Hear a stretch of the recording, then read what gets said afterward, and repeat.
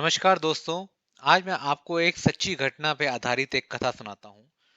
ये कथा मुझे कहीं से मिली और मुझे लगा कि ये बहुत अच्छी कथा है और इसके आज की जनरेशन को अच्छी तरह सुनना चाहिए और सुनाना चाहिए। तो मैंने सोचा क्यों ना मैं इसको एक यूट्यूब पे वीडियो बना के डालूँ ताकि जो कोई नहीं पढ़ते बड़े-बड़े मैसेज उनके लिए एक ये अच्छा साधन रहेगा इस कथा को सुनने के लिए।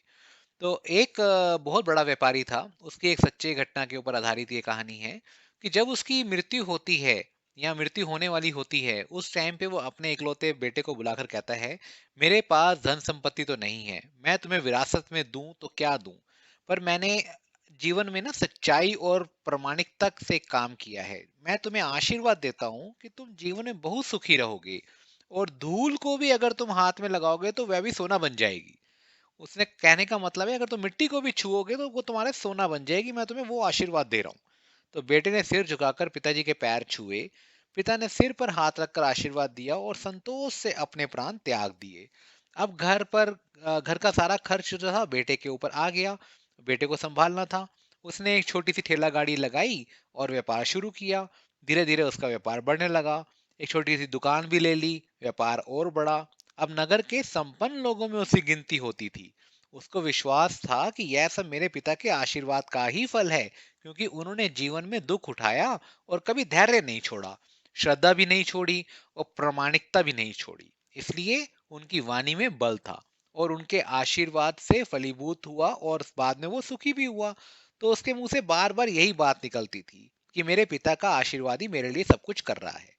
तो एक दिन उसके एक मित्र ने पूछा कि तुम्हारे पिता में इतना बल था तो वह स्वयं संपन्न क्यों नहीं हुए, क्यों सुखी नहीं हुए, क्यों वो गरीब मरे, क्यों उन्होंने तुम्हें धन दौलत और जायदाद तुम्हारे को वसीयत में नहीं दी।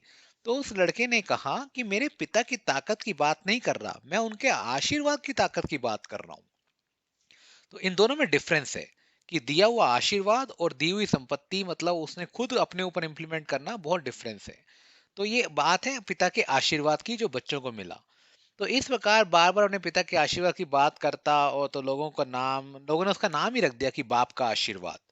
तो उसको कभी बुरा नहीं लगा इस बात का, क्योंकि उसको पता था कि मैं अपने पिता के आशीर्वाद से ही काबिल निकला हूँ। लेकिन ऐसा उसके दिमाग में कई बार बात भी आई। तो कई साल बीत गए, विदेशों में भी व्यापार करने लगा, जहाँ भी व्यापार करता उसे बहुत लाभ मिलता। एक बार उसके मन में आया कि मुझे लाभ ही लाभ होता है, क्यों ना मैं एक बार नुकसान का भी एक्सपीरियंस लूं, मुझे पता चले कि नुकसान कैसे होता है। तो उसने अपने दोस्तों को पूछा कि भाई ऐसा कौन सा व्यापार है जिससे मुझे नुकसान हो। तो उनके दोस्तों को लगा कि इसको अपनी सफलता और धन का ना घमंड आ गया है, इसका घमंड चूर चूर करना चाहिए और एक ऐसा धंधा बताना चाहिए जिससे कि इसको बहुत बड़ा नुकसान हो।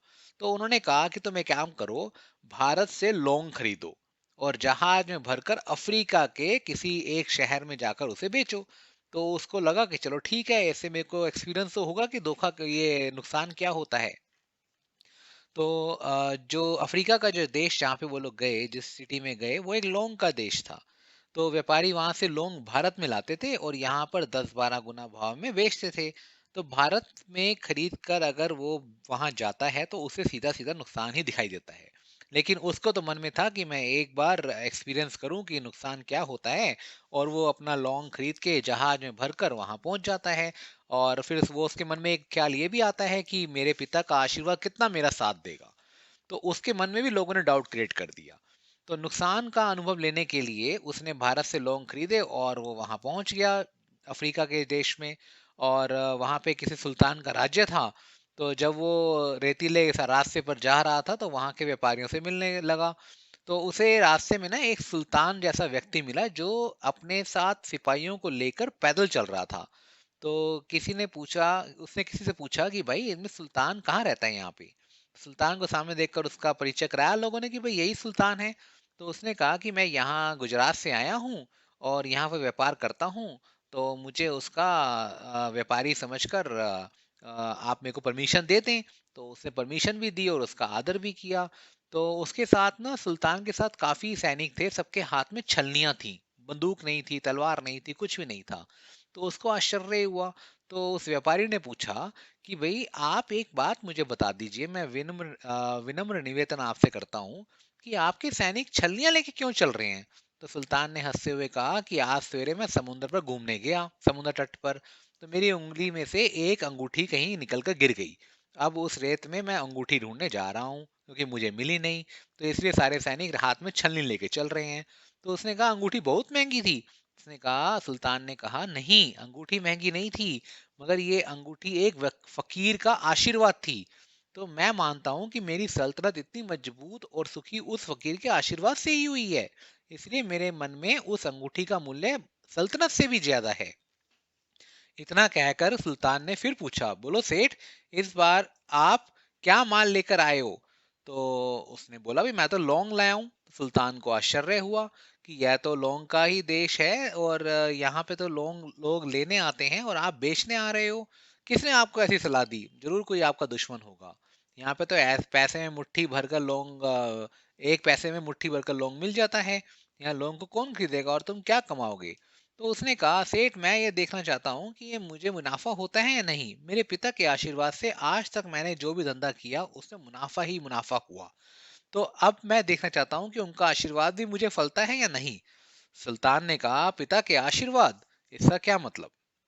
उसने कहा, व्यापारी ने कहा कि मेरे पिता सारे जीवन ईमानदारी और प्रामाणिकता से काम करते रहे, और परंतु धन नहीं कमा सकते, और ना कमा सके, और उन्होंने मरते समय मुझे भगवान का नाम लेकर मेरे सिर पर हाथ रखकर आशीर्वाद दिया कि मेरे हाथ में धूल भी सोना बन जाएगी। ऐसे बोलते बोलते वो व्यापारी नीचे झुका और उसने एक मुट्ठी में मिट्टी भर ली जो समुद्र के किनारे थी। और जैसे ही उसने मुट्ठी खोली, उसको दिखाई दिया कि उसमें से उसकी राजा की मुंदरी उसे मिल गई, और जिसमें हीरे लगे हुए थे। तो जो सुल्तान की गुम हुई थी, सुल्तान मुंदरी को देखते ही उछल पड़ा और बहुत खुश हुआ। उसने कहा, वाह खुदा, आपकी करामात का पार नहीं, आप पिता के आशीर्वाद को भी सच्चा करते हो। धर्मपाल ने कहा कि फकीर के आशीर्वाद को ही वही इस परमात्मा सच्चा करता है, और पिता के आशीर्वाद को भी वही परमात्मा सच्चा करता है। तो वो जो सुल्तान था बहुत खुश हुआ।